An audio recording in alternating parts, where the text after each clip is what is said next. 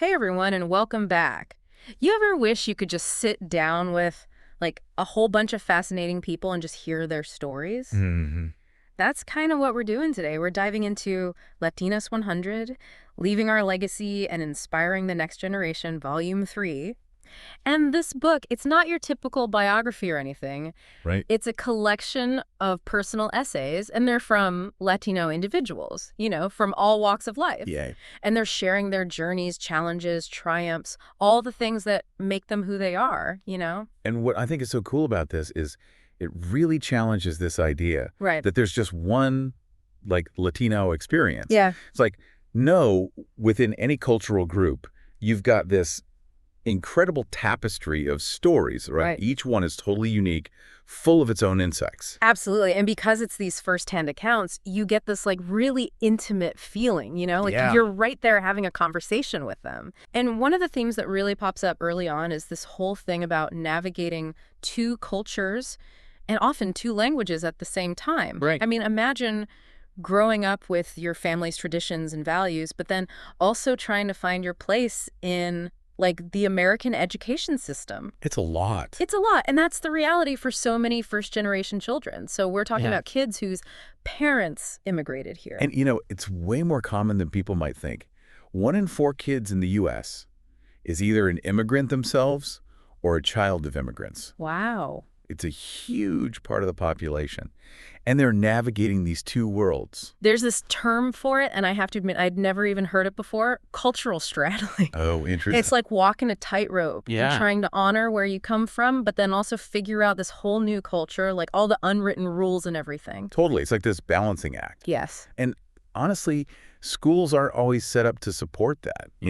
Like, one story that really got to me was about this 2nd grade teacher who, get this, made fun of a student for misspelling ant as ant. Oh, no. Yeah, it gets worse. This teacher turned it into this whole cruel joke about the student's family living on an anthill. Oh, that's awful. It just shows how these, like, even small misunderstandings can really impact a kid's sense of belonging. It really makes you realize how crucial it is for, teachers, educators, everyone to be aware. Absolutely. To create spaces where these kids can embrace their heritage and their, American identity. It's exactly, like both. Both. Like, it doesn't have to be one or the other. Exactly. And, even with all these hurdles, it's amazing to see how much resilience shines through these stories. And incredible. I mean, take Angela Miranda, for example. She shares how she dealt with a really tough childhood, but then also found this incredible strength through music, and all while battling breast cancer. Wow. Talk about resilience. Seriously. And we often think of resilience as just, bouncing back from tough times. Right. But her story, and so many others in this book, it's so much deeper than that. It's like, yeah, you bounce back, but you're changed. Exactly. It's transformative. You become the stronger version of yourself. I love it. And a lot of times, that whole process, it's fueled by something bigger than us. Family, faith. Right. In her case, it was the power of music. The way she described music, it was like this constant source of comfort and escape. Yeah. Especially during tough times. It wasn't just a hobby, it was a lifeline. Powerful. It really got me thinking, We've all got our own ways of coping, of finding that inner strength. It's true.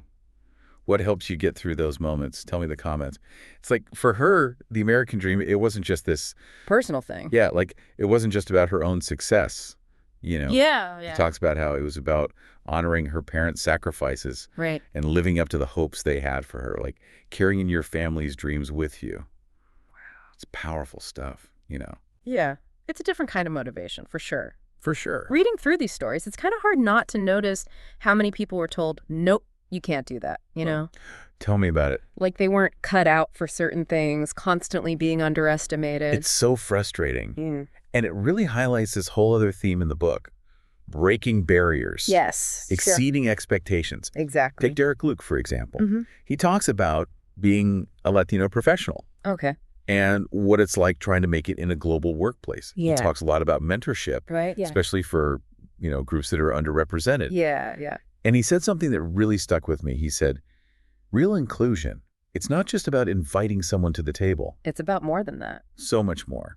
It's about making them feel welcome, heard. Valued. Yes. Yeah. Like they belong there. It's about creating a space where everyone feels like they can raw their whole selves, you know? 100%. And a lot of the stories, there's this feeling of not being seen, Yeah.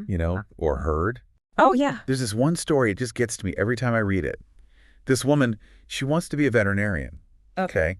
And someone literally tells her she didn't have the capacity to make it in that field. What? No way. I know. Can you imagine? Oh my gosh, how demoralizing. Right. But get this. What happened? She totally proved them wrong. That's amazing. I bet. She went on to become a professor. No way. And a director. In that very same field. That's what I'm talking about. It's incredible. It shows you the power of believing in yourself, even when the odds are stacked against you. That's so important, that representation. You got it. Seeing someone like you who's been through similar things and they're succeeding Makes a difference. plants that seed, like, maybe I can do that too. Exactly. Like, if they can do it, maybe I can too. Yes. All these stories got me thinking a lot about legacy. What do we leave behind, you know? It's a big question. How do we inspire future generations? What do you think? Well, this whole book, Latinas 100, Right. it's a perfect example of how powerful it can be to just share your story. You leave your mark on the world that way. That's true. Especially for communities that have been marginalized, Yeah. Like you're reclaiming your narrative, making sure your experiences are out there. You're taking control of how your story gets told. Yes. And it's not just about the good stuff either. The struggles too. All of it. The setbacks, the times you got knocked down, those are important too. Because that's how we learn, right? Exactly. I think about Ilda Rodriguez. Okay. She talks about this 100-mile challenge she did. Wow, 100 miles. I know. And it wasn't just about her physical health, even though that was a big part of it. Right. But it completely changed how she saw herself. Like pushing past those limits brought out this strength she didn't even realize she had. Yeah, like you're capable of way more than you think, right? Totally. It's like those moments when you grow, when you overcome something.